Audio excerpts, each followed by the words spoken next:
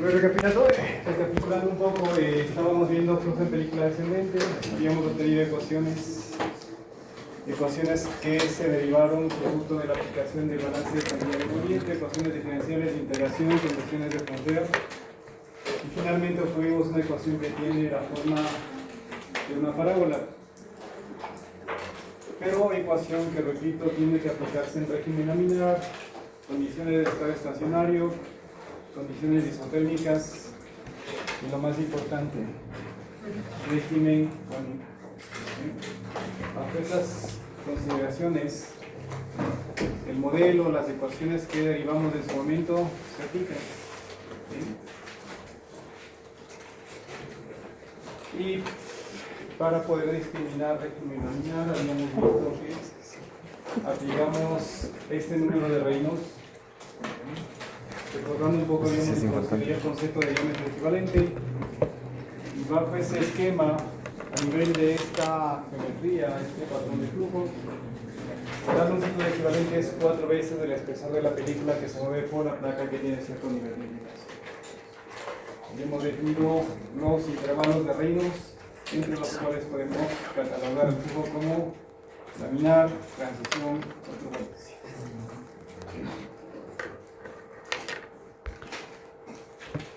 Repito, todas estas ecuaciones que las derivamos en su momento se aplican únicamente en régimen laminar, es decir, vamos a tolerar que el Reynolds sea hasta 25. Habíamos hecho dos ejercicios o varios ejercicios tomando como referencia agua y glicerina, y habíamos visto algunas consideraciones importantes. La glicerina tiene mucha viscosidad, le cuesta mucho fluir, y habíamos visto que bajo ciertos condicionantes de problema habíamos obtenido un error. Eso significaba que la placa o que la glicerina no puede moverse a las condiciones que estaban planteadas en el protocolo. Por otra parte, el agua, al ser una sustancia que tiene una viscosidad muy pequeña, habíamos visto que la mínima inclinación, ¿sí?, apenas 0,001 grado de inclinación, hacía que ya la glicerina se mueva, o que tal vez ya deje de moverse en régimen laminar. Consecuentemente, las ecuaciones estas que habíamos revisado no se las podría aplicar. Avanzando un poco, habíamos visto ya un poco lo que es el análisis dimensional, que les decía que es una técnica importante e interesante, porque en ciertos casos deberemos nosotros de replantear nuestras ecuaciones, nuestros análisis, desde la lógica de variables adimensionales. Y estas variables adimensionales no son más que los flujos adimensionales. Hemos visto la teoría de Peter de Buckingham, ¿sí?, aplicado al flujo de fluidos por tuberías, y ahí apareció el número de Reynolds, seguramente aparecieron también factores de forma, ¿no es cierto?, la relación de dos unidades de longitud, diámetro sobre longitud, longitud sobre diámetro, que no es más que un factor de forma, y otros grupos adimensionales más. Y eso fue como preámbulo porque, ¿sí?, a nivel de lo que vamos a ver a continuación, posiblemente ya tengamos que incorporar o introducir grupos adimensionales en el análisis del flujo de fluidos a través de una superficie. ¿Sí? Vamos a entrar de lleno en esta nueva temática, que es la famosa capa límite hidrodinámica. Esencialmente lo que nosotros vamos a hacer es centrar nuestra atención básicamente en la región en donde el fluido se pone en contacto con la superficie sobre la cual se está moviendo. Ese entorno, esa región muy cercana a la superficie, repito, es la que nosotros vamos a estudiar, vamos a caracterizar, porque producto de ese estudio vamos a poder generalizar y obtener una ecuación que nos permitirá cuantificar y estimar la fricción que se está generando, y que de alguna forma se expresará a continuación o más adelante con una posible caída de presión. Pero lo importante es que mediante la aplicación de esta teoría, repito, podremos ya operativamente entender y obtener ecuaciones que nos permitan calcular coeficientes de fricción. ¿Cuánta fricción se está generando? ¿Qué variables inciden en esa fricción? Y lo más importante es que será la base para que yo pueda cuantificar esa fricción en términos energéticos. ¿Sí? Entonces, un poco a manera de historia, quien propuso esta teoría es Prandtl, ¿sí? En el año de 1904. Y esencialmente lo que nos dice de eso, ¿no? Que la observación de una región de influencia decreciente de esfuerzo cortante al aumentar el número de reinos llevó a Prandtl en el año de 1904 a desarrollar o a plantear el concepto de capa límite.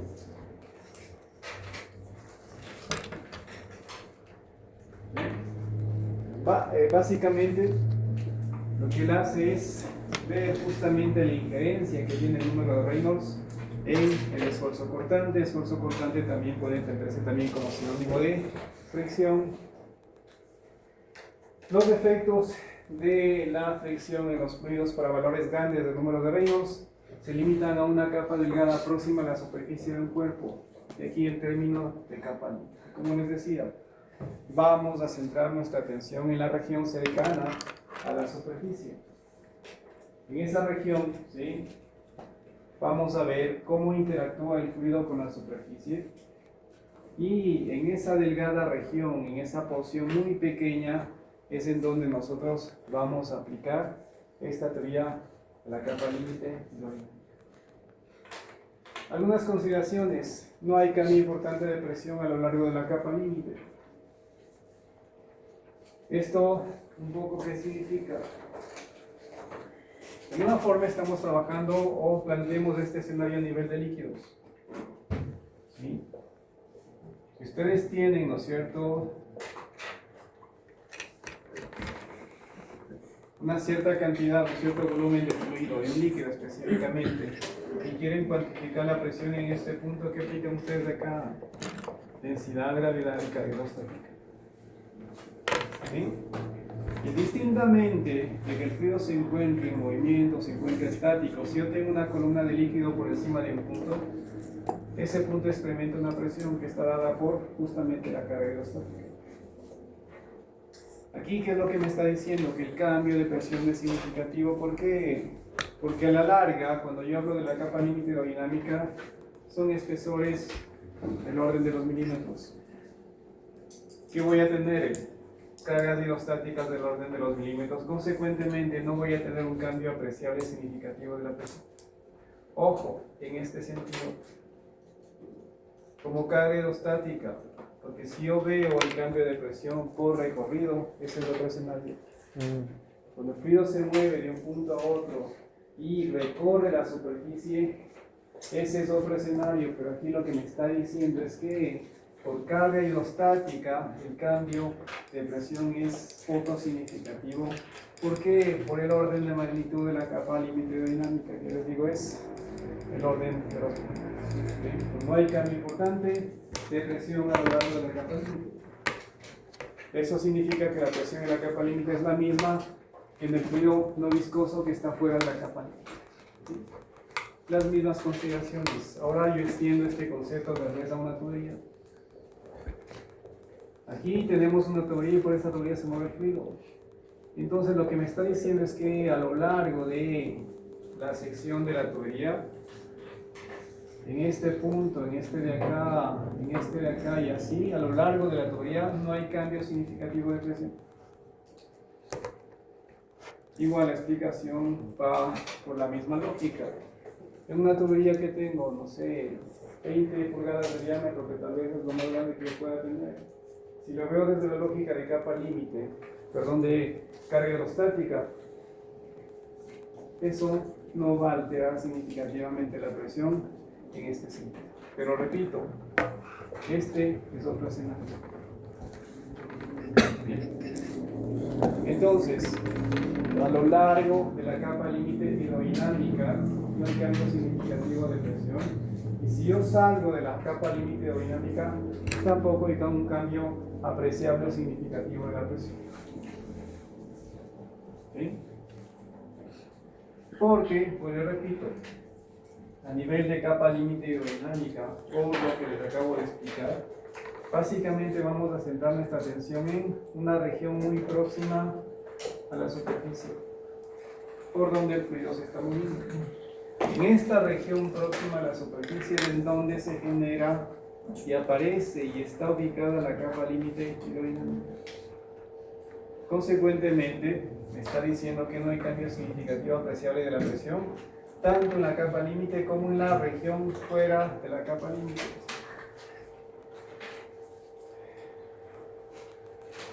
Esta capa límite hidrodinámica, chicos, verán un poco, es la región en donde los efectos de la viscosidad son significativos, son apreciables.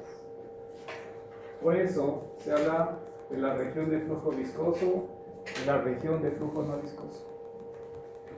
La región de flujo viscoso es donde tenemos la capa límite, en donde son apreciables y significativos los efectos de la viscosidad. La región de flujo no viscoso es la región en donde la viscosidad ya no tiene significancia, ya no tiene efecto, y son regiones que están alejadas de donde, de la superficie.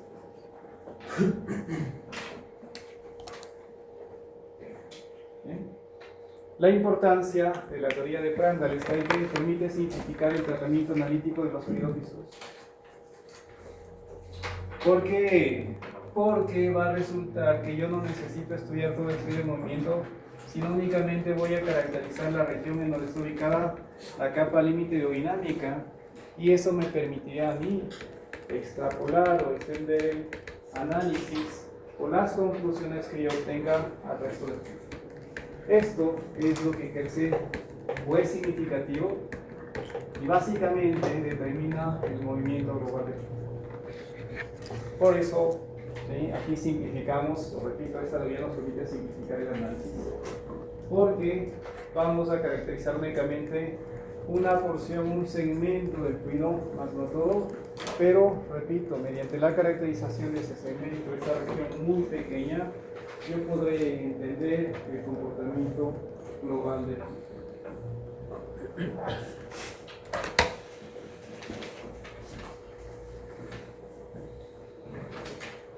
La presión, nos dice, puede ser obtenida experimentalmente o de la teoría de flujo no viscoso. Consecuentemente, las únicas incógnitas son las componentes de la reacción. ¿Sí? Es algo que un poco se deriva de la aplicación de la capa límite hidrodinámica. El flujo sobre un cuerpo sólido puede dividirse en dos regiones, lo que ya les mencionaba. El flujo sobre un cuerpo sólido, esto es esencialmente la superficie sobre la cual el fluido se está moviendo. Se divide en dos regiones, una capa muy fina en la cercanía de la superficie, donde la fricción es apreciable, los efectos de la viscosidad son insignificativos, y la región fuera de esta capa, donde la fricción puede despreciarse, no es significativa. Región de flujo viscoso, región de flujo no viscoso. ¿Sí? En las cercanías, en la proximidad a la superficie por donde el fluido se mueve, la viscosidad es significativa, región de flujo viscoso. Nos alejamos más de esta superficie y los efectos de viscosidad ya no son apreciables, no son significativos, región de flujo no viscoso. Lo que les explicaba alguna vez, el fluido que se pone en contacto en la superficie o está interactuando con la superficie prácticamente adquiere la velocidad de la misma, velocidad cero. Pero por otra parte tenemos moléculas que están moviéndose. Estas moléculas que están estáticas van a tender a ¿qué? A retardar el movimiento de aquellas moléculas que tienen movilidad. Y este es un efecto en cadena. Y eso explica, ¿no es cierto?, por qué se genera el perfil de velocidades. Pero les decía, este alcance no es infinito. ¿Sí? Este efecto de interacción de las capas, desde la lógica de que están retardando la movilidad, solo tiene un alcance finito, que justamente es la capa límite hidrodinámica. Si las moléculas están lo suficientemente alejadas de la superficie, ¿sí?, ese efecto de arrastre o ese efecto de retardamiento ya no es significativo y las moléculas van a tener libre movimiento. Por eso se habla de que los efectos de la viscosidad o de la fricción no son significativos. Y por eso hablamos de la región del flujo no viscoso.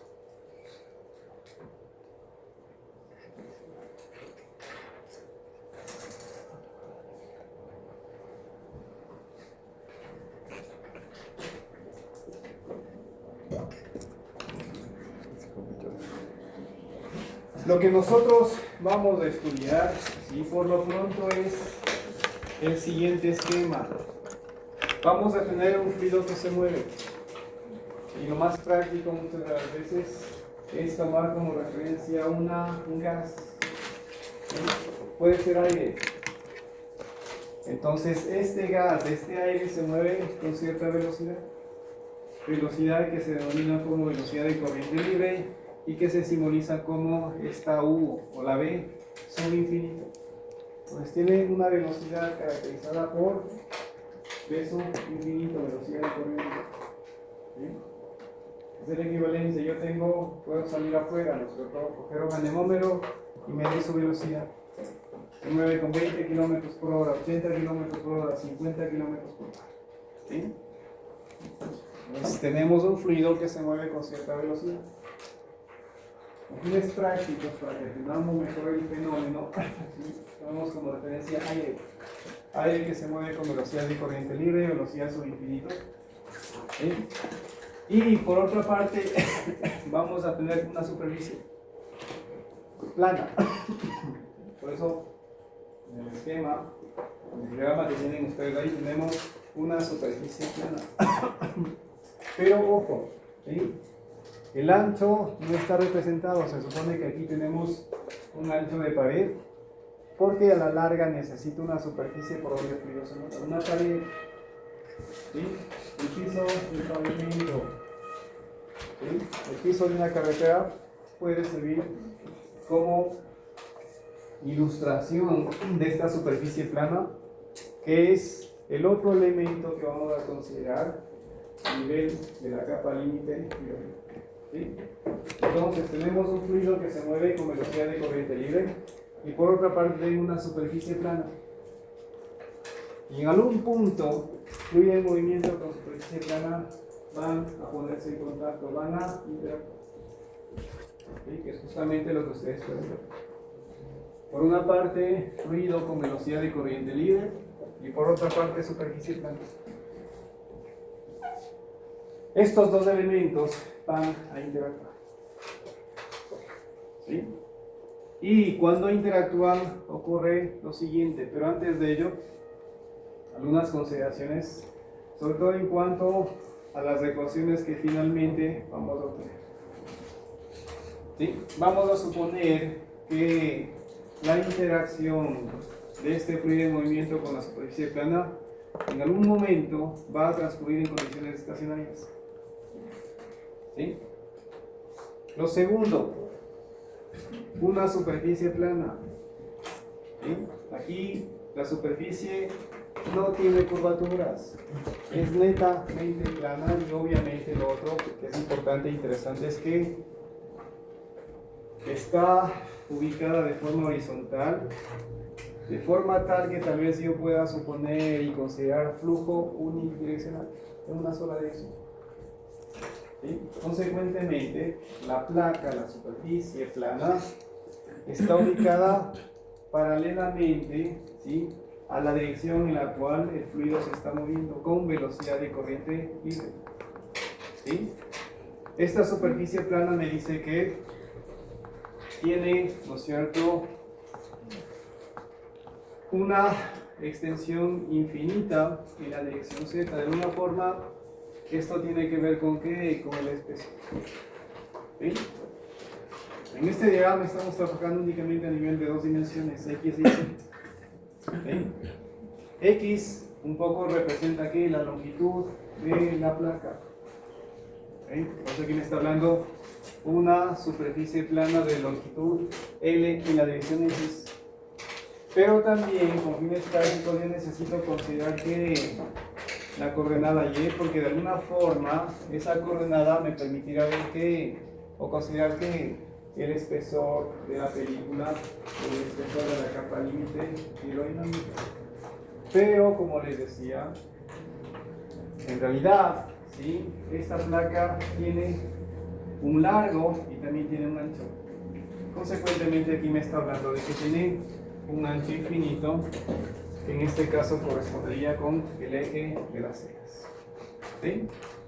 El flujo llega, el flujo laminar de forma paralela a la placa con velocidad subinfinito uniforme, lo que les decía.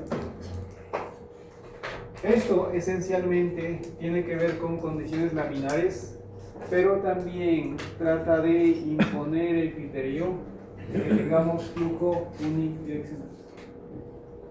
¿Sí? Entonces la placa está ubicada de forma paralela a la dirección en la cual el fluido se mueve. Es paralela a la componente de velocidad, a la velocidad con la cual el fluido se está moviendo sobre esta superficie. ¿Sí? Con eso aseguramos dos cosas: flujo unidireccional, y lo otro, este movimiento en régimen laminar, ¿no es cierto? Líneas de flujo paralelas entre sí, que es un poco lo que ustedes pueden visualizar en el esquema de la diapositiva. Efectos de la gravedad despreciables y sin gradientes de presión. ¿Sí? Aquí la gravedad no va a jugar un papel, por eso la superficie no tendrá inclinaciones para anular el efecto de gravedad. ¿Sí? Y básicamente lo que tendremos es esta configuración, una superficie plana sobre la cual un fluido se mueve. Ojo, como les decía, fluido se está moviendo con velocidad de corriente libre y va a interactuar con una superficie plana. Lo otro que también lo vamos a poner como restricción es que vamos a trabajar con fluidos newtonianos, ¿sí? Que sean incompresibles y que obviamente presenten propiedades constantes. ¿Esto qué significa? Que las condiciones son isotérmicas. Para tratar de anular las posibles variaciones de propiedades físico-químicas, especialmente densidad y viscosidad con temperatura. ¿Sí? Entonces ustedes se dan cuenta que de alguna forma las condicionantes, las restricciones son similares a los problemas de los cuales hemos venido trabajando. Condiciones isotérmicas lo entendemos porque yo necesito asegurar que esa viscosidad y que esa densidad no cambien por efectos de temperatura. Condiciones estacionarias, no necesito que las variables, ¿sí?, solo dependan de variables inherentes a ¿qué? A flujo de fluidos, transferencia de cantidad de movimiento. Las variables no van a depender de la variable tiempo, por lo tanto son condiciones estacionarias. Fluidos newtonianos. Siempre vamos a trabajar con estos fluidos, en los cuales la viscosidad, ¿no es cierto?, prácticamente es independiente del esfuerzo cortante o de la deformación. ¿Sí?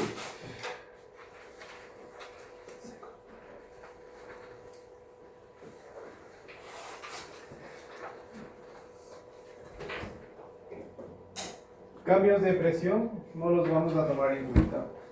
Van a ser un poco secundarios en el análisis, porque aquí lo único que me interesa es cantidad de movimiento, movilidad, desplazamiento y sobre todo ciertos elementos que me permitan entender esto inherente a la capa límite hidrodinámica. Entonces, repito, fluido con velocidad de corriente libre sobre mu o velocidad sobre infinito, superficie plana. Y en algún punto, fluido en movimiento va a interactuar con la superficie plana. ¿Sí? Como les decía, puede ser la pared de un edificio, puede ser, ¿no es cierto?, el piso de una habitación, puede ser también tranquilamente, ¿no es cierto?, una carretera, pero en algún punto, ¿sí?, este fluido va a interactuar con la superficie. ¿Qué es lo que va a pasar? Pues que se genera o se empieza a desarrollar esta famosa capa límite hidrodinámica. Para que entendamos esto, veámoslo tal vez por etapas. ¿Sí? El fluido se está moviendo con velocidad de corriente libre, velocidad sobre infinito, y empieza a interactuar con la superficie. La superficie empieza justo en este punto. ¿Sí? Vamos a explicar el mejor.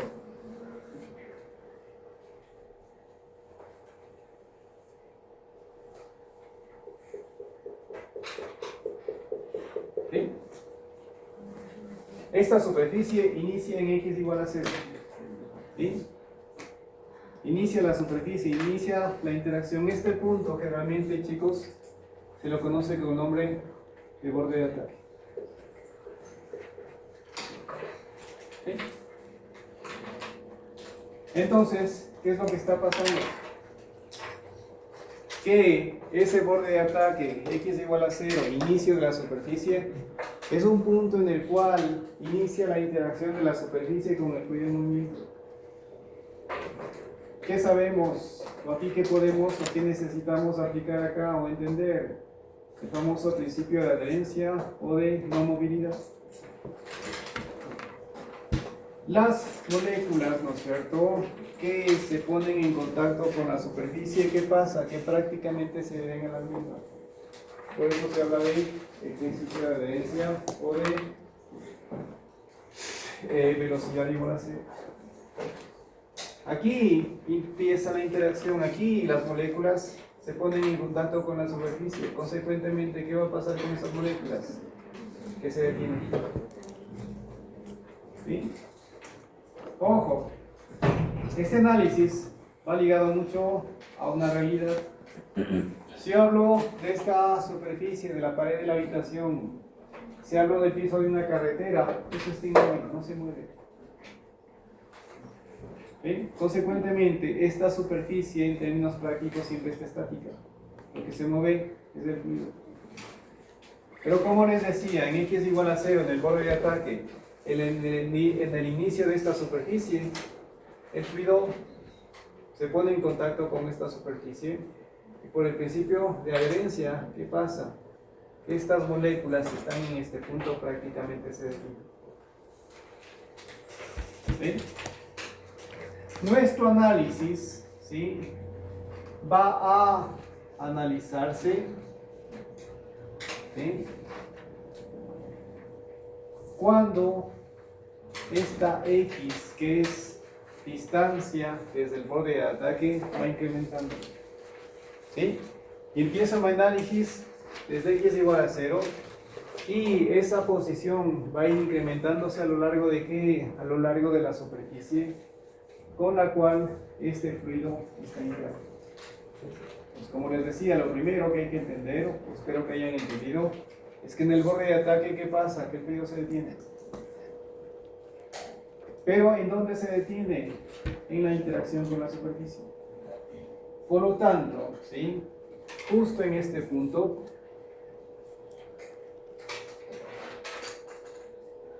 el fluido se va a detener. Pero por encima de este punto, el fluido tiene movilidad. ¿Sí? Velocidad de corriente libre. En términos globales, yo no puedo, ¿sí?, concebir que el simple hecho de que yo ubique una superficie estática y que interactúe con un fluido en movimiento, eso ocasione que el fluido se detenga. Es imposible de pensar eso en nada. El fluido tiene movilidad, velocidad de corriente libre, pero al interactuar con esta superficie, yo lo repito en este punto, por el principio de adherencia, las moléculas se adhieren a esta superficie, pero en este punto las moléculas prácticamente se detienen, velocidad igual a 0, pero por encima el fluido tiene movilidad. Siguen moviéndose con velocidad de corriente.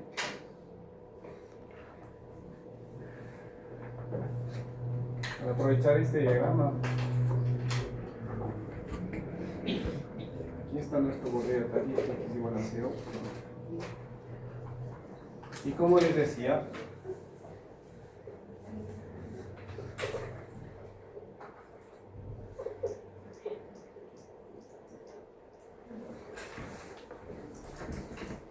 por encima de este punto, las moléculas tienen libre movilidad, se mueven con velocidad de corriente.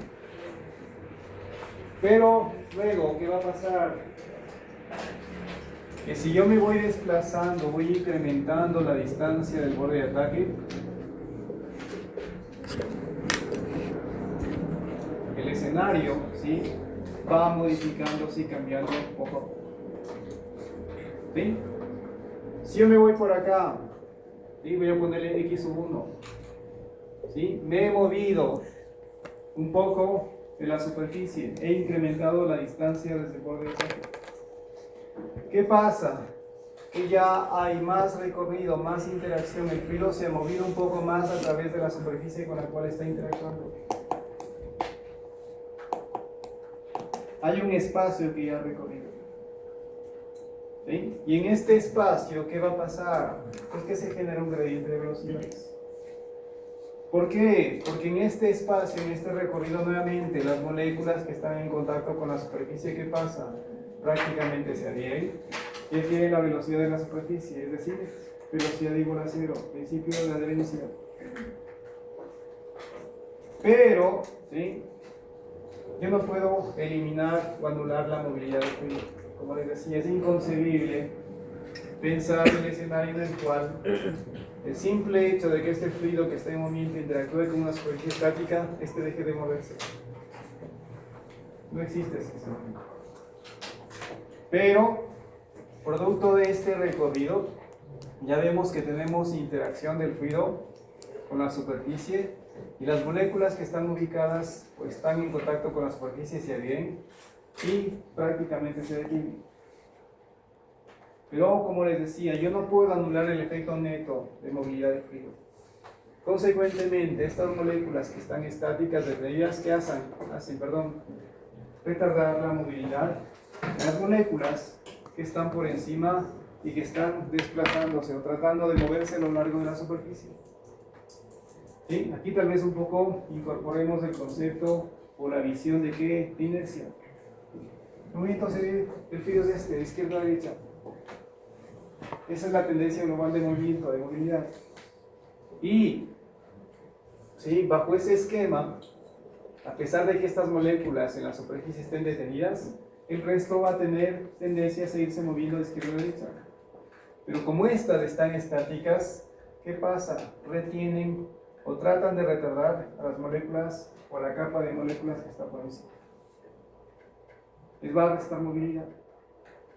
Ya no van a moverse con velocidad de corriente libre. ¿Sí? Y este efecto de retardamiento entre capas de moléculas es un efecto en cadena.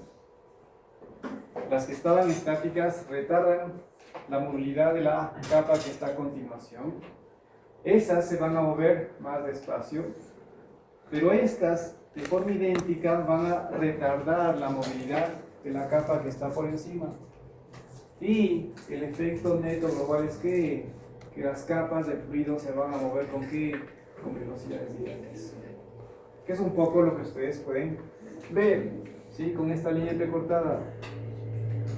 Voy a graficar hasta ahí.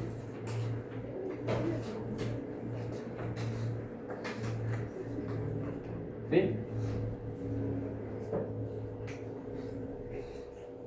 Esa línea entrecortada, chicos, delimita justamente de forma esquemática la región en donde está ubicada aquí, la famosa capa límite dinámica.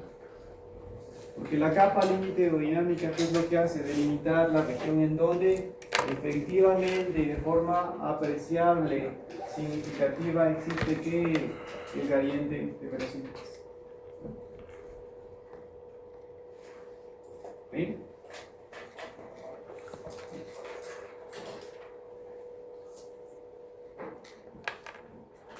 Entonces aquí, a nivel de este espesor, tenemos la capa límite hidrodinámica y aquí se genera el famoso perfil de velocidades. En este punto, las velocidades carecen de movimiento. Pero como les decía, las moléculas que están por encima van a verse afectadas, sobre todo su movilidad, por la interacción con las moléculas que están por debajo. Esas moléculas estaban estáticas, ¿sí? Consecuentemente, van a moverse más despacio.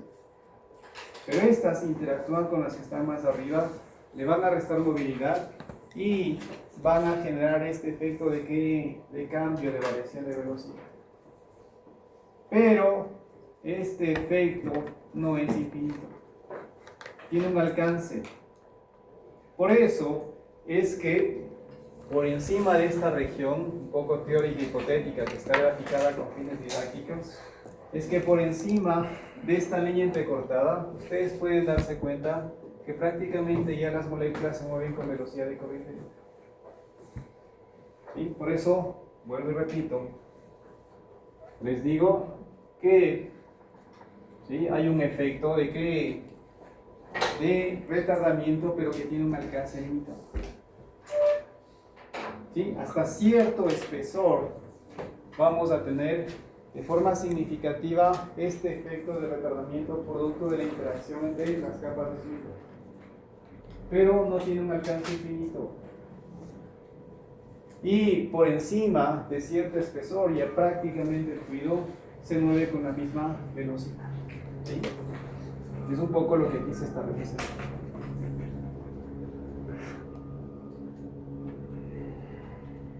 ¿Sí?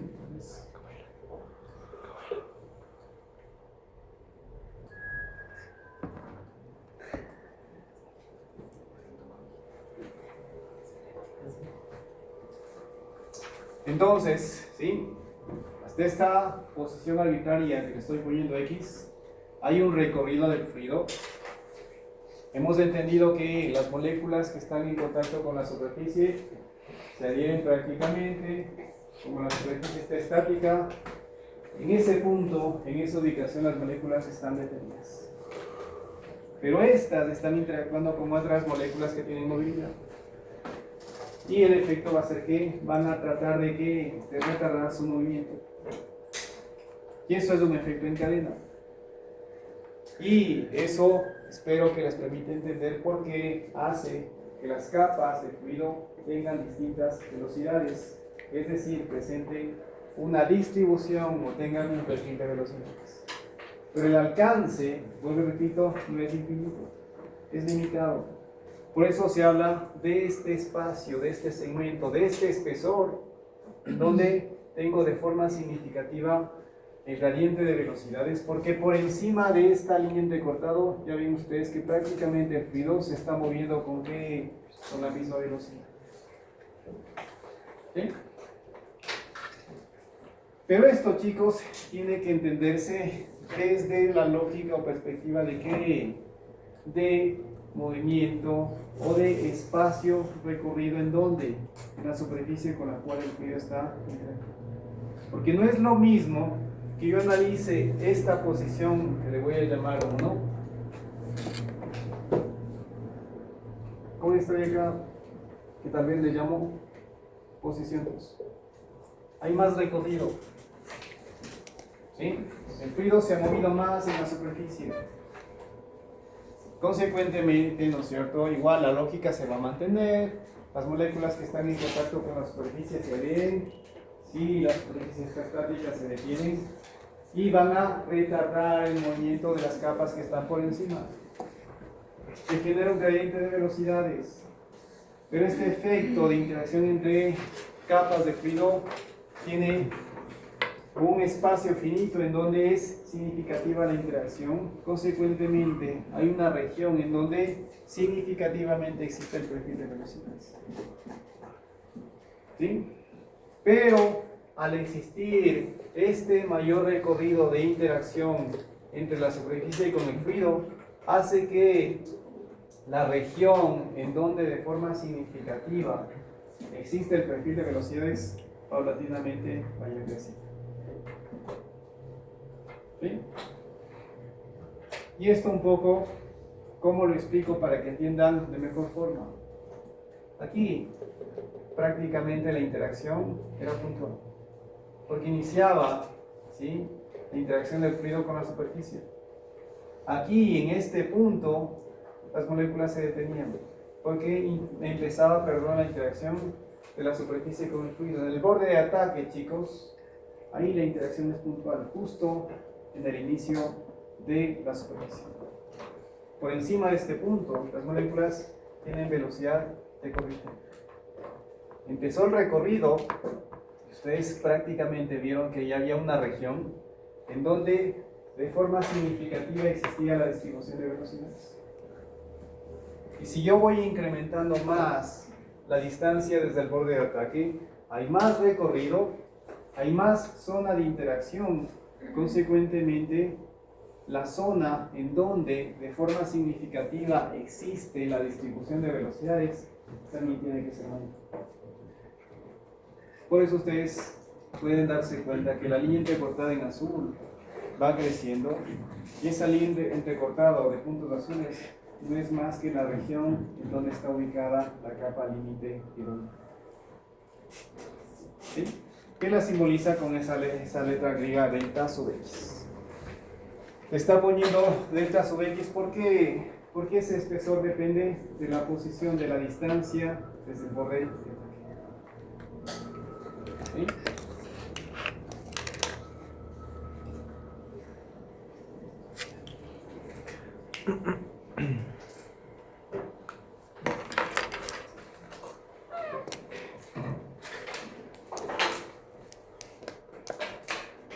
Resumiendo, como les decía, por una parte tenemos un fluido que se mueve con velocidad, ¿sí? Ojo, es una velocidad constante, es una velocidad global. Como les decía, yo salgo afuera, tomo un anemómetro y mido la velocidad. Cuando ustedes ven la predicción del clima o a veces ven un resumen de condiciones meteorológicas, les dice velocidad del aire, no sé, 35, 70 kilómetros por hora. Es una velocidad global. ¿Sí? Ustedes la miden afuera con un anemómetro y en cualquier punto que ustedes hagan esa medición les dará ese valor. ¿Sí? Entonces es una velocidad constante que no cambia. Por otra parte, como les decía, tendremos una superficie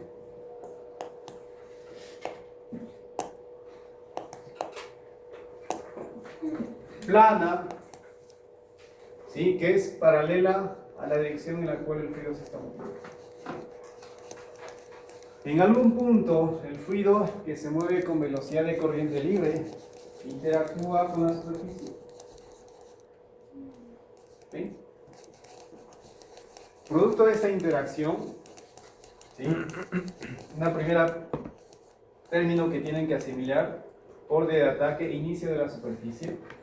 En ese borde de ataque, ¿sí? Entendemos que hay moléculas que empiezan la interacción con la superficie. Aquí la molécula se pega a la superficie, o las moléculas se pegan a la superficie y prácticamente se detienen. Y aquí el fluido se detiene, pero yo no puedo evitar o pensar que la simple interacción de este fluido con la superficie hace que completamente el fluido se detenga. Eso es inconcebible. Pero lo que sí pasa es que en este punto, las moléculas que interactúan con la superficie en este punto se detienen por el principio de adherencia. Pero las otras siguen su movilidad y esa movilidad es velocidad de corriente.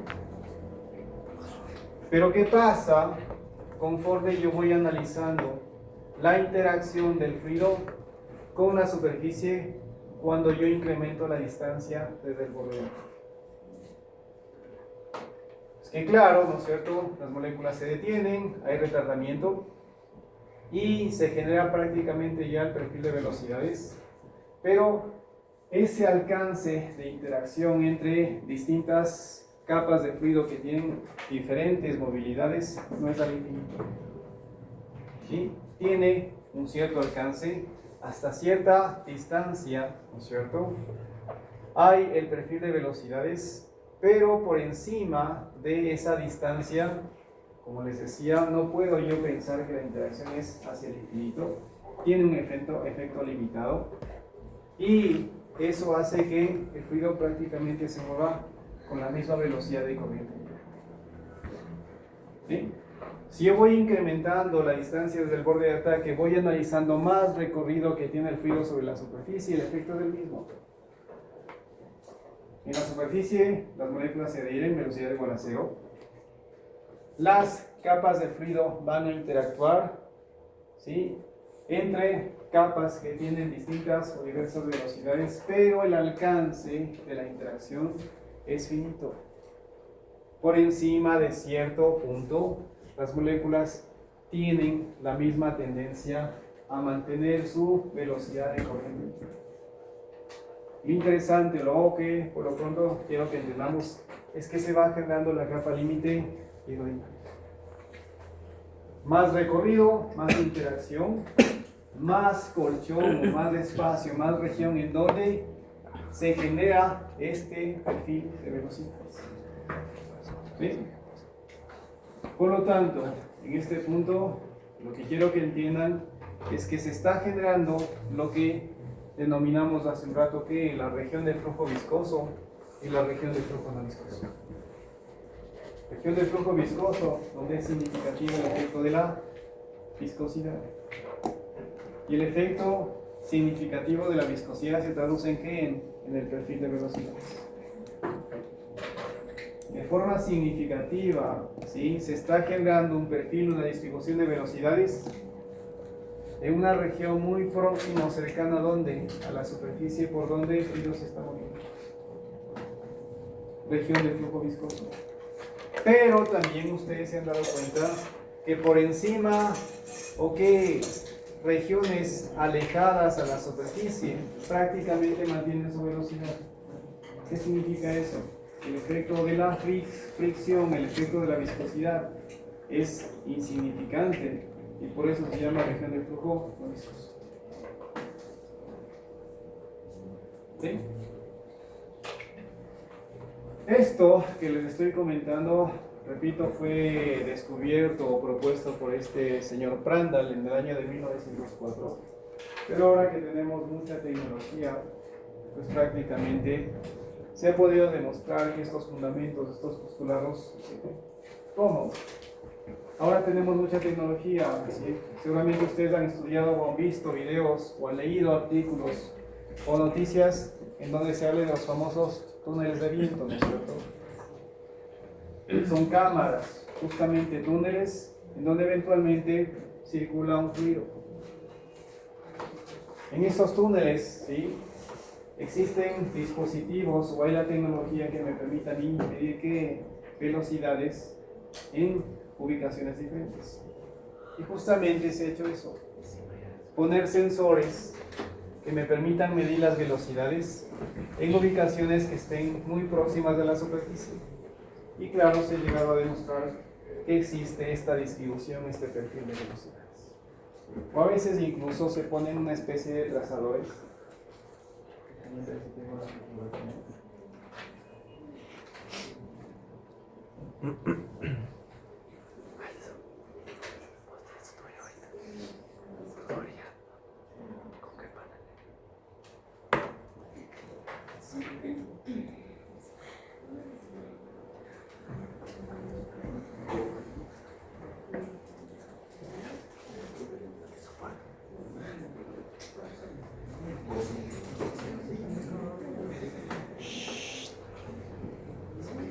Fíjense, aquí ustedes pueden ver ya una fotografía un poco real.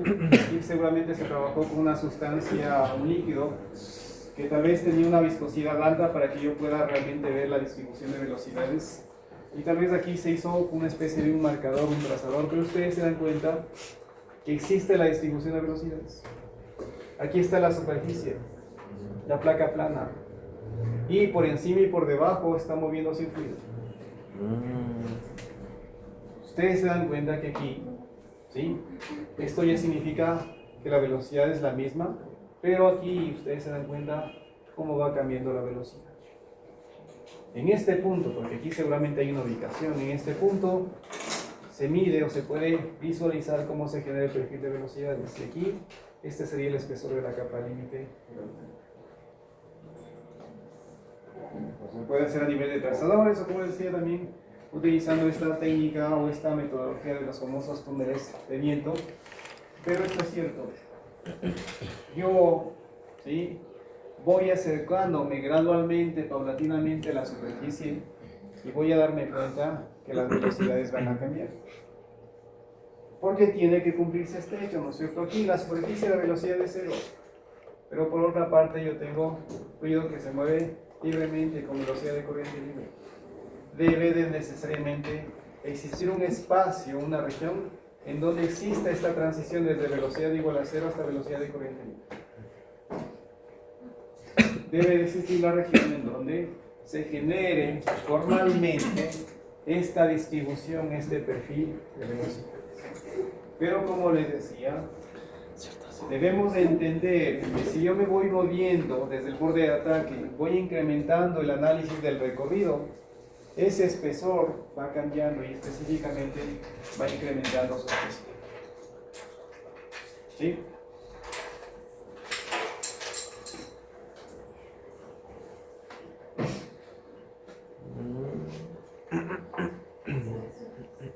¿Qué más? Una vez que ya hemos entendido esto, de que inicia el borde de ataque y el espesor de la capa límite sería puntual, un punto, y que conforme voy incrementando la distancia desde el borde de ataque, el espesor de la capa límite sigue creciendo. Otro aspecto que hay que tener presente es lo siguiente. Fluido se mueve con velocidad constante, velocidad de corriente libre. Una superficie, placa plana que tiene una longitud de... ¿Sí?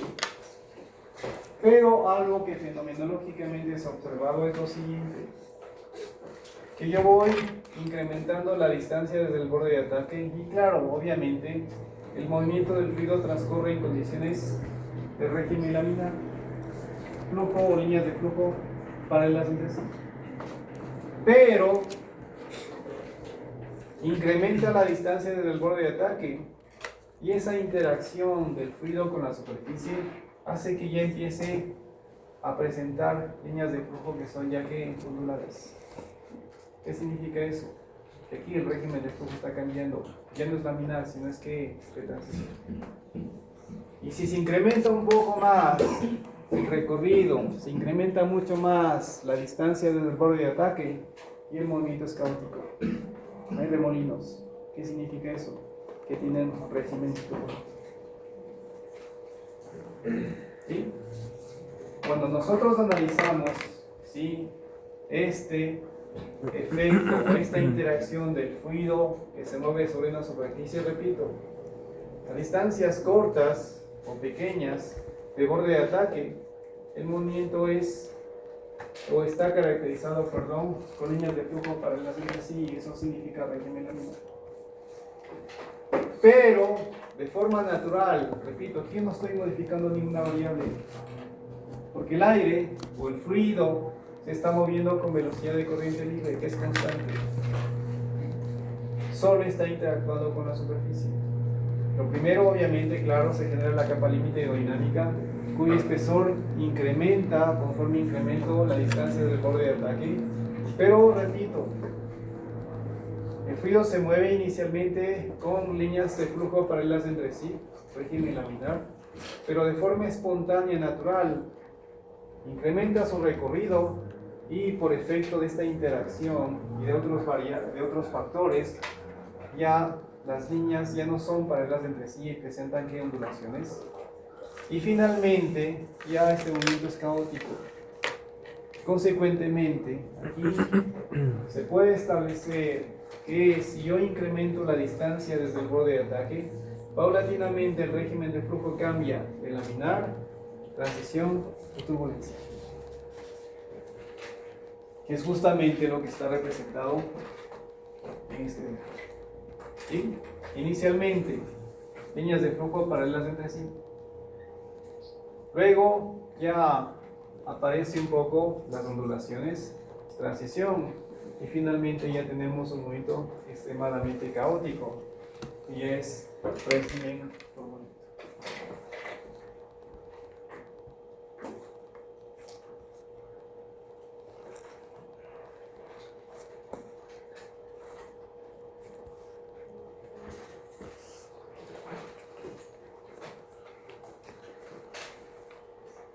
Haciendo un resumen de lo que les acababa de explicar, ¿no es cierto? El grosor o el espesor de la capa límite se toma arbitrariamente como la distancia desde la superficie hasta donde la velocidad alcanza el 99% de la velocidad de corriente.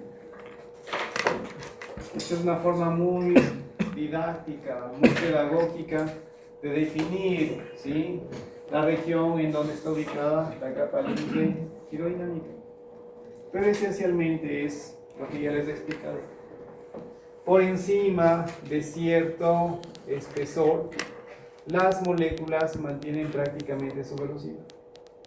Pero para tratar de definir de forma tal vez más técnica, ¿sí?, esto se dice que es la región en donde el fluido mantiene o tiene o alcanza el 99% de la velocidad de corriente libre. Porque a la larga, ¿no es cierto?, las velocidades del fluido transcurren entre ¿qué? Entre 0 y la velocidad de corriente libre. Entonces hay un porcentaje, ¿no es cierto?, mediante el cual yo podría representar las distintas velocidades. ¿Sí? Entonces, se supondría que en esta región, en este espesor de capa límite, hay una variación de velocidades entre ¿qué? Entre 0 y el 99%. Pero claro, si yo defino eso, yo no puedo establecer qué espesor tiene. Lo único que puedo definir es, repito, de forma pedagógica, didáctica, que las velocidades están cambiando entre 0 y la velocidad de corriente libre.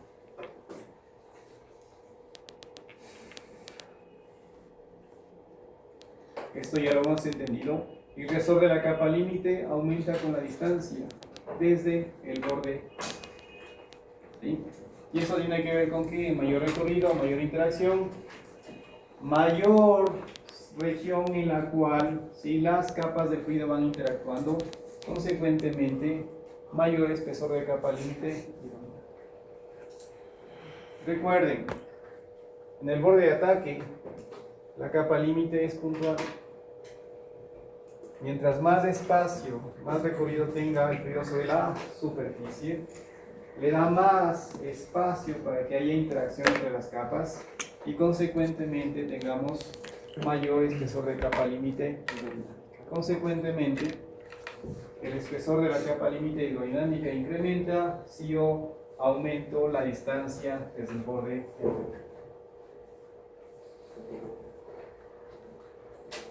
¿Sí? Para valores relativamente pequeños de X, el flujo que tiene lugar dentro de la capa límite es laminar y esto se denomina como región de capa límite laminar.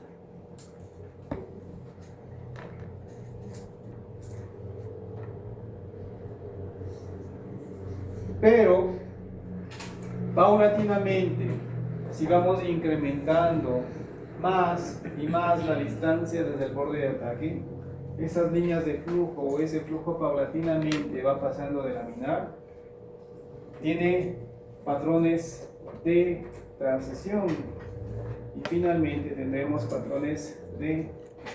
Es un poco lo que ustedes pueden ver, sobre todo en esta región. Aumentamos la distancia del borde de ataque, líneas de flujo paralelas entre sí, laminaridad. Aumentamos un poco más la distancia del borde de ataque, ya ondulaciones, transición. Y aumentamos mucho más, ya tenemos remolinos, movimiento sumamente caótico y eso es. Sin embargo, a pesar de que yo me encuentre tal vez en transición o incluso turbulencia, hay una tendencia a que el fluido mantenga su movimiento en régimen laminar. ¿Y eso a qué se debe? A pesar de que globalmente exista ya, ¿no es cierto?, este efecto de movimiento caótico que es turbulencia, yo no debo de perder la noción de que indistintamente yo me encuentre acá en donde se encuentre ya el régimen turbulento, yo tengo aquí moléculas que están adheridas a esta superficie. Y si están adheridas, ¿qué pasa? ¿Qué se detiene? El movimiento no puede pasar de total estanquidad, nulo movimiento, a un movimiento sumamente caótico. Tiene que existir un movimiento o un cambio de alguna forma gradual. Es por eso que aquí se habla de que existe ¿qué? Una subcapa laminar. Es una especie de colchón de amortiguamiento. Porque repito, no es que el flujo cambie abruptamente desde una condición en la cual las moléculas están prácticamente detenidas a que tengan que un movimiento extremadamente caótico. Hay un colchón. Debe de existir justamente una transición gradual entre, ¿no es cierto?, total reposo a movimiento sumamente caótico. Por eso es que aquí, ¿sí?, las moléculas van a moverse, ¿no es cierto?, por el efecto de arrastre va a existir una especie de colchón en donde tendremos una región en donde se mantendrán las condiciones de laminaridad y por eso se habla de la subcapa laminar. Y un poco ustedes pueden ver acá cómo se va ubicando, ¿sí? Entonces esta subcapa laminar obviamente va disminuyendo su espesor porque claro, al ser más caótico el movimiento, ese colchón donde tenemos flujo o condiciones laminares va a ir disminuyendo su espesor, ¿sí?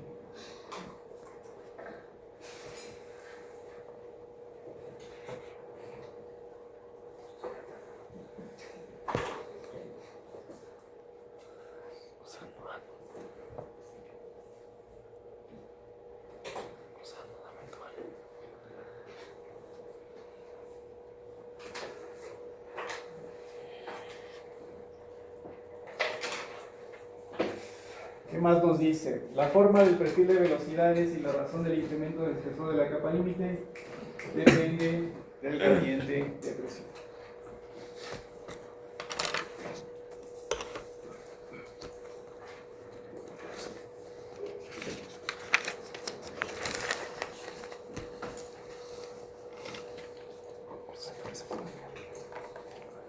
Ojo, estamos trabajando en estos ejes. X, que un poco tiene que ver con que el recorrido que tiene el fluido sobre la placa, distancia desde el borde de ataque.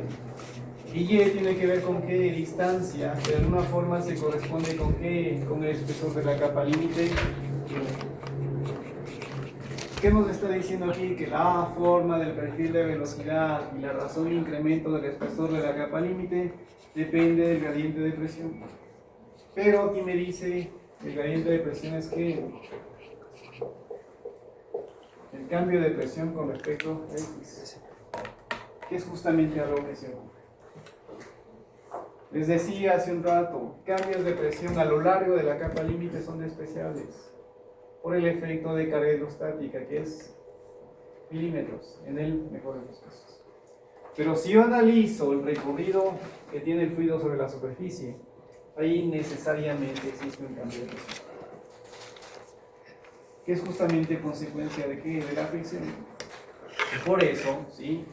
La forma y la razón de incremento de este espesor depende exclusivamente y fundamentalmente de ¿qué? Del gradiente de presiones, pero en el eje de las fuerzas. Si la presión crece rápidamente en la dirección del flujo, el espesor de la capa límite crece rápidamente. Si este gradiente de presión adverso es suficientemente grande, entonces ocurrirá la separación del flujo seguida de una región de flujo invertido. ¿Sí? Estas son condiciones un poco extremas. Lo normal es esto. Pero si este gradiente adverso de presión es lo suficientemente grande, puede existir esta especie de retroceso, una especie de flujo invertido, que, ¿no es cierto?, tiene que ver con esto, separación de flujo. Aquí ya existe una separación de flujo. ¿Sí? Porque este gradiente de presiones es sumamente grande y puede generar este retroceso, esta separación de flujo y irse acompañado de esta inversión. ¿Sí?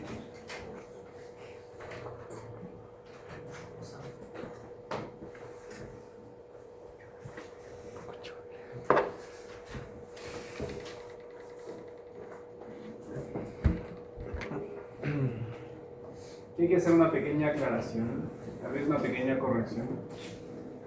Estamos hablando de un gradiente de presión.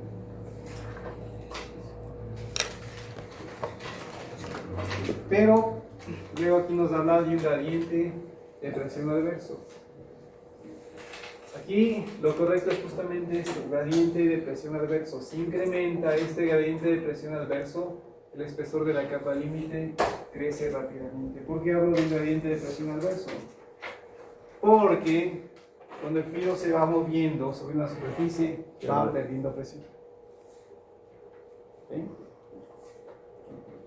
Mientras más se mueva, más presión pierde, porque hay más fricción está experimentando y consecuentemente la presión va cayendo.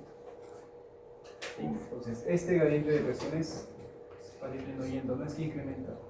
¿Sí? Por eso tal vez lo correcto aquí es gradiente adverso de presiones. Si va incrementándose, este espesor crece rápidamente. Pero, si es muy grande, hay esta separación del flujo acompañado de este flujo invertido.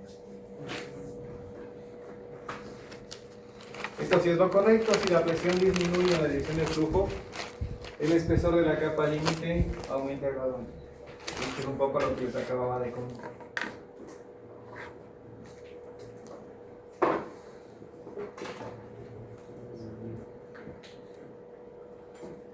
Ahora bien, les decía, ¿no es cierto?, que de forma natural, espontánea, cuando el fluido interactúa con la superficie, paulatinamente y gradualmente va cambiando su patrón de flujo desde laminariedad, luego pasa a transición y finalmente hay turbulencia. Eso ocurre, pero claro, nuevamente, yo necesito numéricamente tener rangos de, sobre todo, el número de Reynolds para que yo pueda establecer hasta qué punto tengo régimen laminar, cuándo ya tengo transición y desde qué punto yo tengo turbulencia. ¿Sí? Entonces, desde la lógica general de que Reynolds es densidad, velocidad, longitud característica sobre viscosidad, yo tengo que asentar esta definición general de Reynolds al fenómeno en el cual estoy trabajando.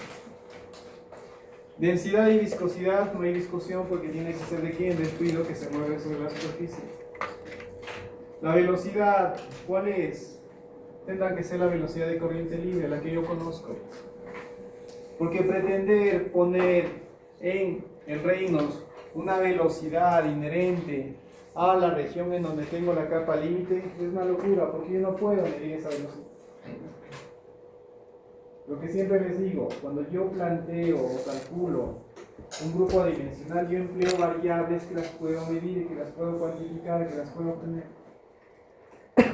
Y la velocidad de corriente libre es algo, pues un dato que realmente yo no conoceré. Por lo tanto, aquí tendré densidad, velocidad de corriente libre sobre viscosidad. Y aquí la longitud característica, de alguna forma, tiene que permitirme entender estos distintos patrones de flujo. La lógica se va a mantener. Bajos números de Reynolds se corresponden con ¿qué? Con laminar. Altos números de Reynolds, turbulencia. Números de Reynolds, no sé, intermedios, se corresponderá con ¿qué? Con transición. ¿Cómo yo consigo que este Reynolds asentado al fenómeno en el cual estoy trabajando vaya cambiando? Pues básicamente es que distancia desde el borde. Esa distancia va creciendo, va incrementando. Y si yo cambio la distancia del borde de ataque, teniendo presente que las otras variables son constantes, ya puedo darme cuenta que este número de Reynolds paulatinamente va incrementando su valor. Y si incrementa su valor, justifica la transición desde laminar, transición y.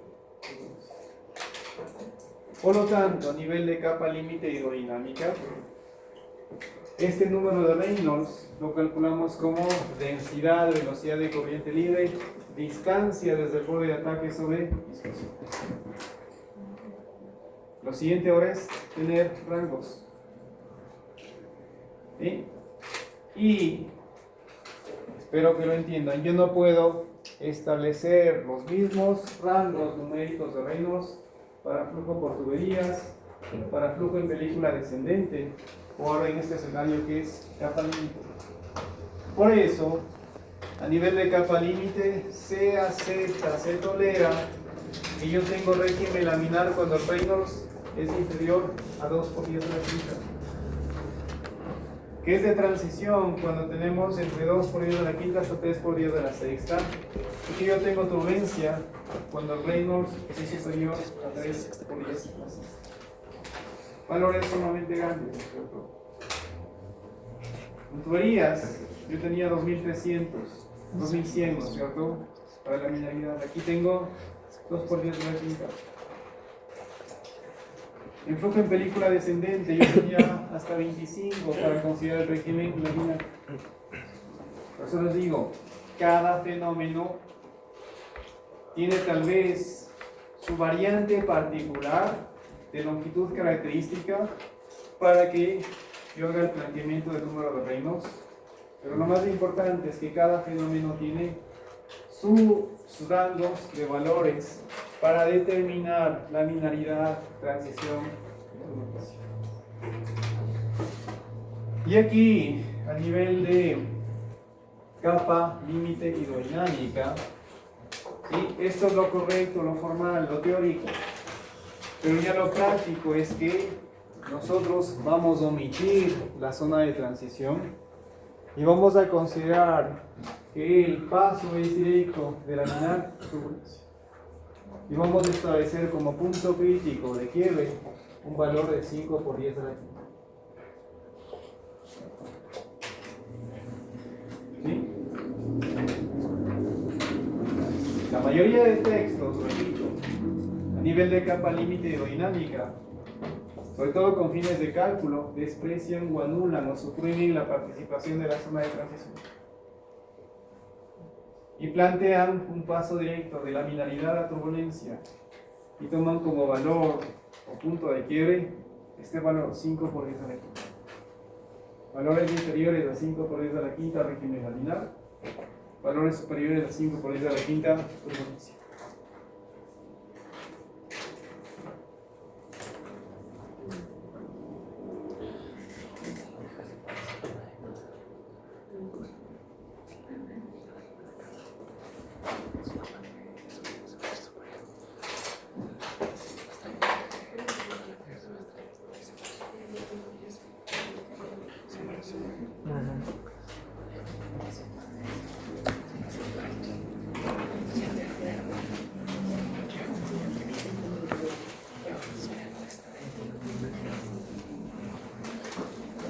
Es lindo, es lindo.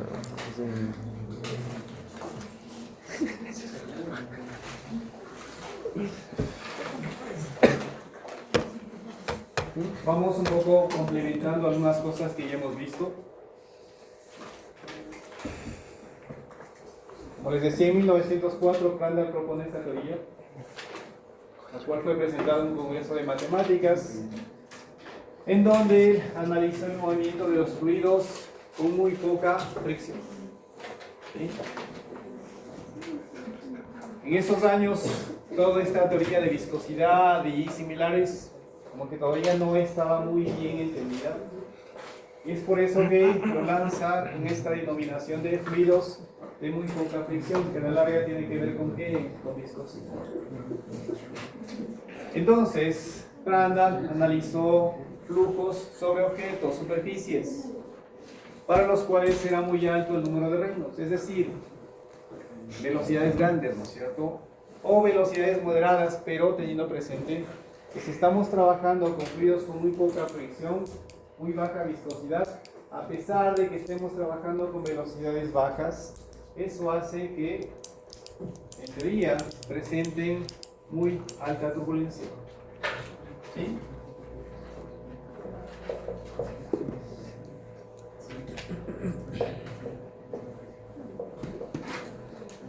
Si yo estoy trabajando con fluidos que tienen muy poca fricción, muy poca viscosidad, y distintamente de lo que está en el numerador, esta pequeña viscosidad predispone a que el reino sea alto. Es lo que pasa con el agua.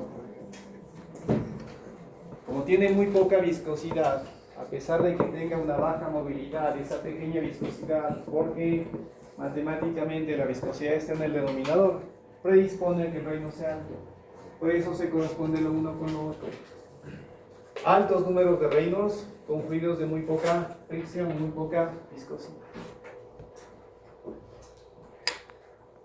Entonces, Prandtl analizó los flujos sobre objetos para los cuales era muy alto el número de reinos, basado en una dimensión característica del objeto, longitud característica. Es básicamente la definición del número de reinos. Es basada en una dimensión característica del objeto y la velocidad de flujo corriente arriba. ¿Cuál es la velocidad de corriente arriba? La velocidad de corriente arriba.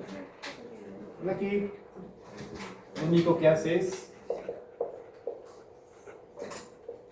reafirmar la concepción del número de Reynolds. Muy poca fricción, baja viscosidad.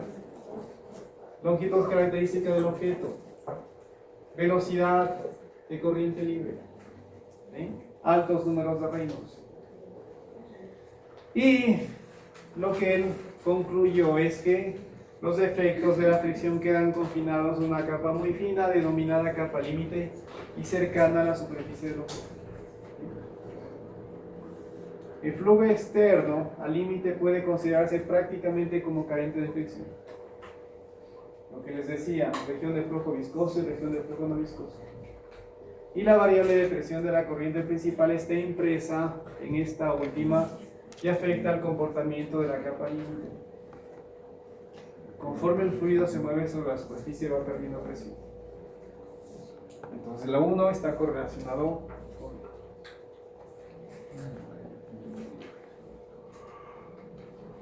Esto ya lo vimos. ¿Sí?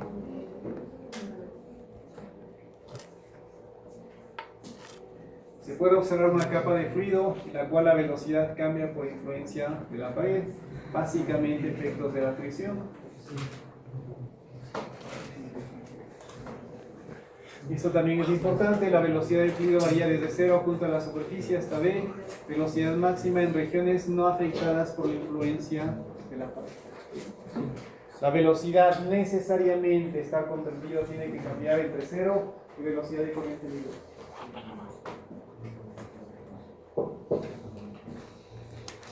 Región de flujo viscoso, región de flujo no viscoso.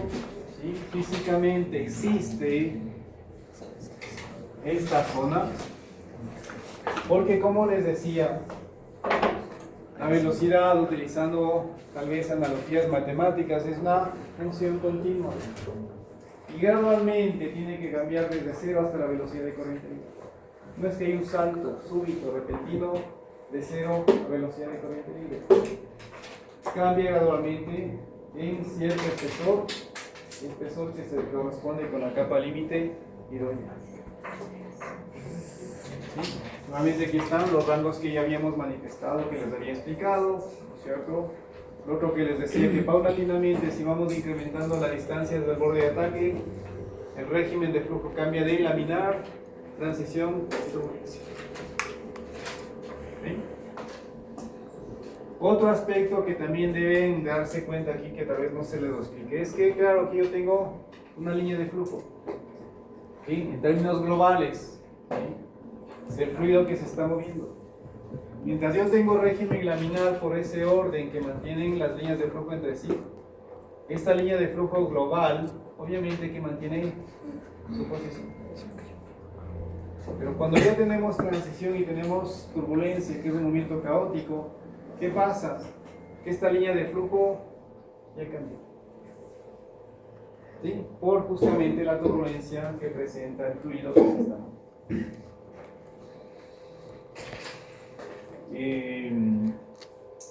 Estos rangos igual se mantienen, ya los habíamos visto anteriormente. La definición del número de Reynolds, densidad, velocidad, en este caso distancia del borde de ataque sobre viscosidad.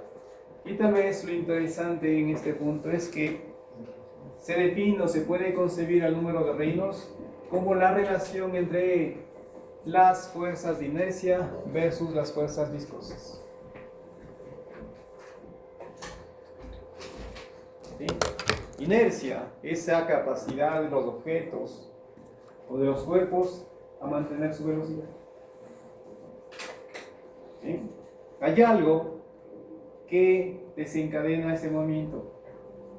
Hay algo, ¿no es cierto?, que hace que el objeto se mueva con cierta velocidad. La tendencia de los objetos es justamente esa, mantener su velocidad, ¿no es cierto? Por eso a veces se habla o dicen se mueve por inercia. Es porque algo le imprimió una fuerza y la tendencia de los objetos es a mantener su movilidad. Consecuentemente, los objetos o los cuerpos a nivel de flujo de fluidos tienen inercia. Pero por otra parte, ¿no es cierto?, hemos visto que los objetos, que los fluidos experimentan fricción. Consecuentemente, si yo correlaciono las fuerzas de inercia versus las fuerzas viscosas, ¿sí?, obtengo físicamente la definición del número de términos.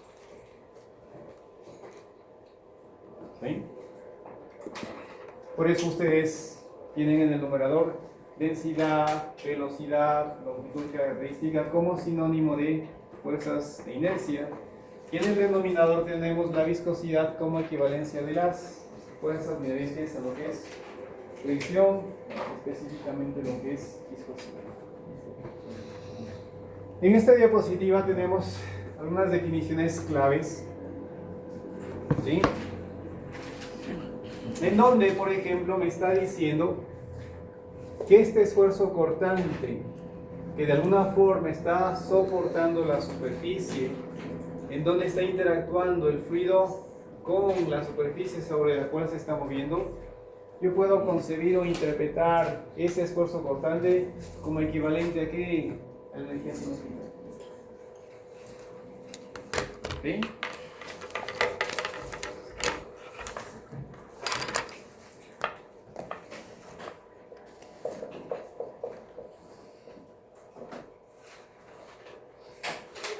Un poco dimensionalmente para entender esa relación que ustedes tienen aquí.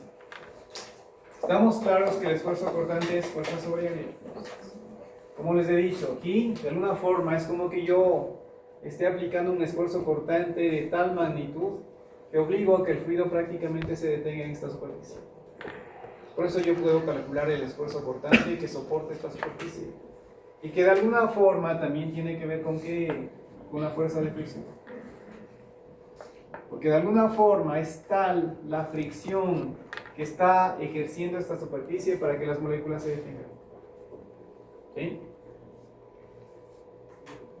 Entonces, es una fuerza de fricción que obliga a las moléculas a detenerse y que obviamente está siendo aplicada sobre una superficie, esfuerzo cortante. Por otra parte, la energía cinética es que en medio de la masa por la velocidad.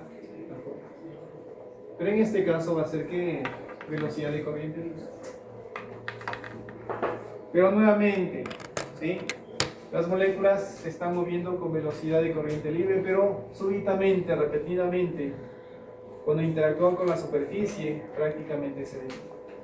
Consecuentemente, yo estoy restando movilidad que está dada a nivel de que una energía cinética. Por eso, lo uno se puede correlacionar con lo otro.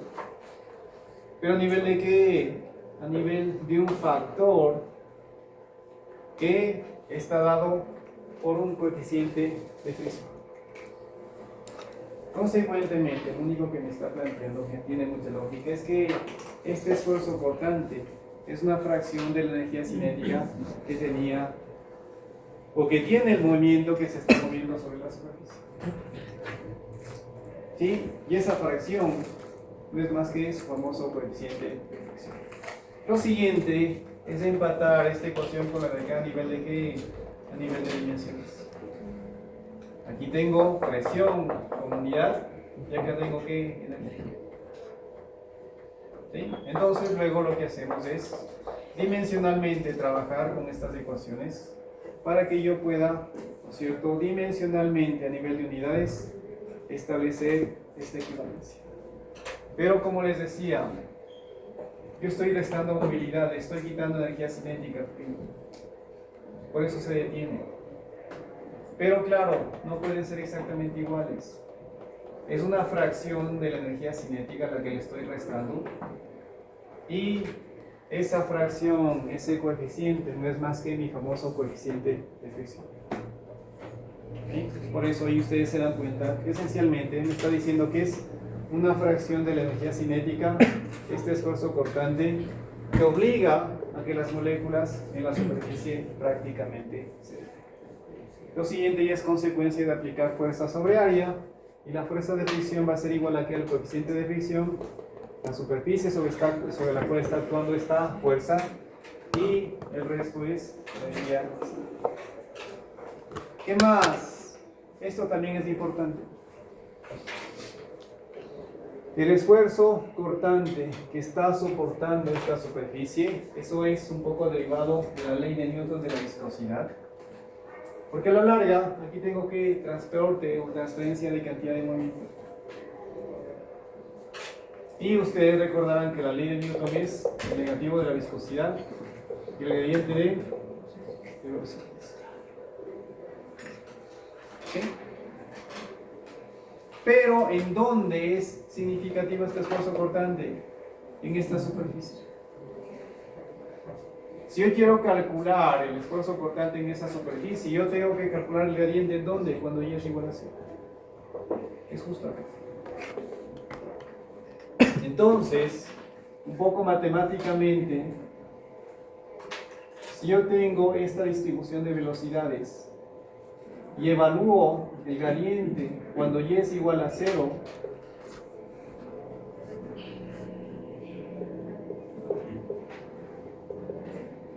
numéricamente estoy sacando la pendiente del perfil de velocidades cuando x es igual a 0. Y si tengo este valor, le multiplico por la viscosidad y puedo calcular el esfuerzo cortante.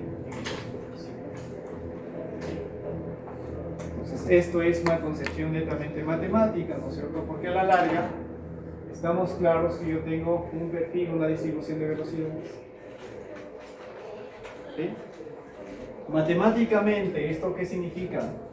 Aquí yo tengo una función o una ecuación que me dice cómo cambia la velocidad con la posición.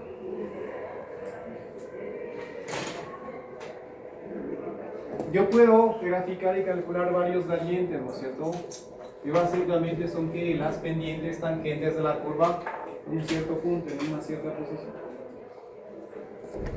Pero si yo evalúo el gradiente cuando x es igual a 0 y le multiplico por la viscosidad, yo voy a también a calcular que el esfuerzo cortante que soporta la superficie. Entonces todo esto es equivalente. Lo uno es la concepción netamente matemática, lo otro tal vez es más práctico porque de alguna forma me está diciendo que el esfuerzo cortante es una fracción de la energía cinética que yo conozco su velocidad de corriente libre, puedo conocer su energía cinética y muchas de las veces yo puedo jugar con estas ecuaciones. ¿Para qué? Para encontrar solución a los problemas.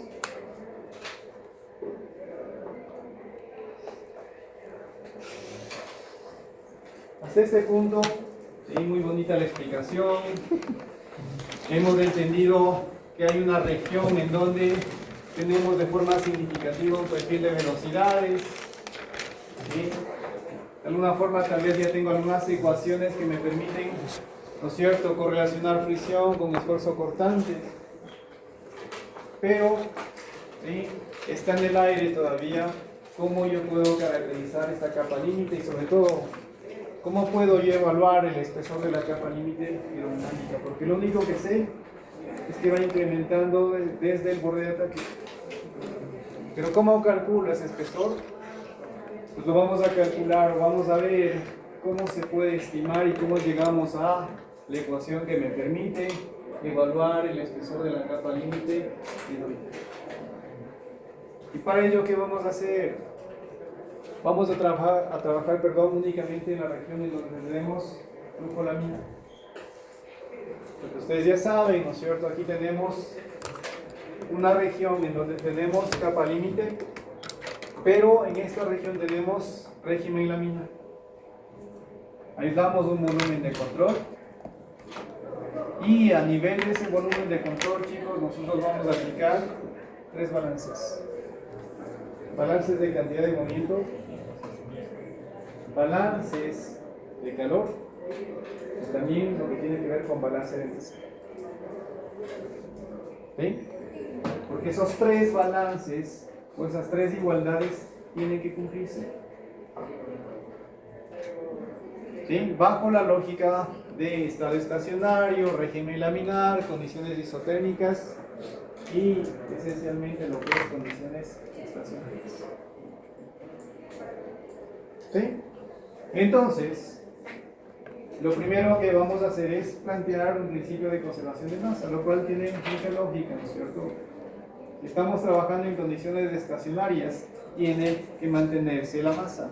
El flujo másico es constante, lo que entra tiene que ser igual a lo que sale. Entonces, en este volumen de control vamos a aplicar estos balances. Aquí un poco lo que se está haciendo, chicos, es trabajar en dos coordenadas, tanto en X como en Y. Se podría también incorporar la variable Z. Entonces, este planteamiento es general. De alguna forma, aquí estoy extendiendo mi análisis ya no únicamente a flujos unidireccionales, sino bidimensionales. Incluso podría extender el análisis a flujos tridimensionales. Entonces, aquí me está planteando, entra y sale en X, perdón, eso sería en Y. Entra y sale en X. Está diciendo que el nivel de Y en este punto tiene una velocidad U y acá tiene una velocidad U más un de X.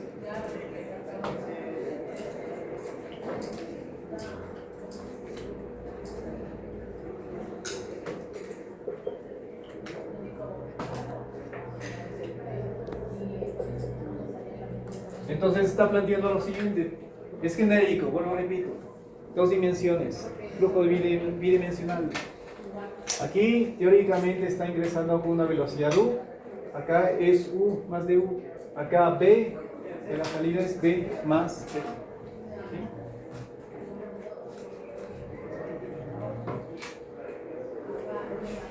Bajo esta lógica del principio de conservación de masa, lo único que me está diciendo es comparar entradas menos salidas. ¿Sí?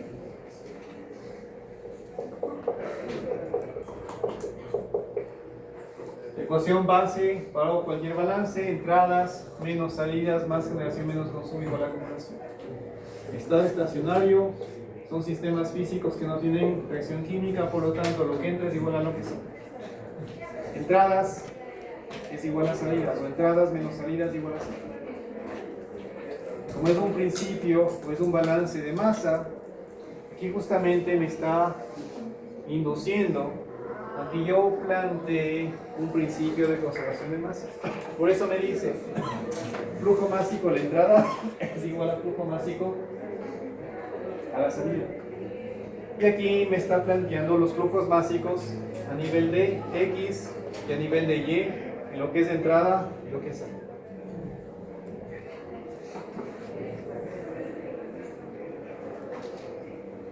Dimensionalmente, cuando yo multiplico densidad por velocidad, ¿qué unidades tengo?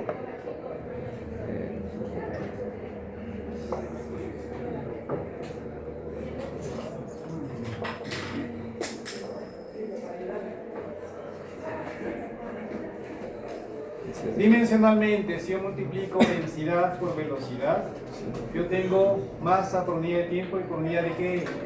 De sección transversal. Entonces, aquí lo que me está haciendo es eso, densidad por velocidad, y me está multiplicando por la sección transversal para que yo tenga que esencialmente el flujo máximo. Entonces me está haciendo esto, densidad por velocidad U, estamos trabajando con acá, eje de las 10. Tenemos que calcular la sección transversal en esa dirección, en ese caso es el de Y, que está multiplicando por la unidad porque es como que está tomando una unidad de longitud como base de cálculo. Lo mismo hacemos ahora con el eje de la X, densidad por velocidad y sección transversal. Esto de entradas, luego las salidas, por eso tenemos aquí U más de U, B más de B, que matemáticamente este de X se cancela con el de X de acá. Las secciones transversales se van a mantener, ¿no es cierto? A nivel del eje de las X, a nivel del eje de las X. Aplican el balance y finalmente llegan a este caso. ¿Qué significa esta ecuación? Con eso damos la respuesta.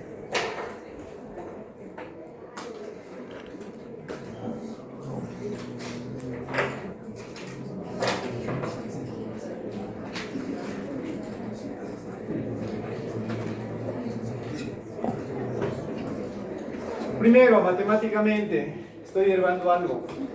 Si la derivada de ese algo es cero, eso significa que esto es constante. Por lo tanto, lo que me está diciendo es que tanto la velocidad en X como la velocidad en Y son constantes. Pero ojo, a nivel de una determinada posición. ¿Por qué? Porque es régimen laminar.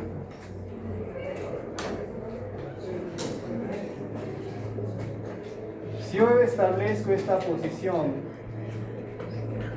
en esta posición la velocidad que tiene esa corriente, esa línea de flujo, es la misma indistintamente de que esté aquí como que esté. Eso significa que la derivada de esa velocidad es y es consecuencia de que sea régimen